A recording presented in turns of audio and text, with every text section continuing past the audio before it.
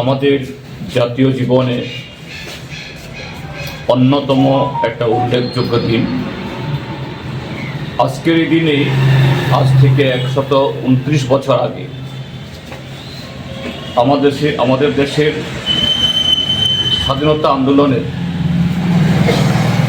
অন্যতম উজ্জ্বল নেতৃত্ব আজাদ হিন্দ ফৌজের সর্বাধিনায়ক নেতাজি সুভাষচন্দ্র বসুর জন্ম হয়েছিল। আমরা ভারতের কমিউনিস্ট পার্টি মার্ক্সবাদী ত্রিপুরা রাজ্য কমিটির তরফ থেকে আমাদের রাজ্য দপ্তরে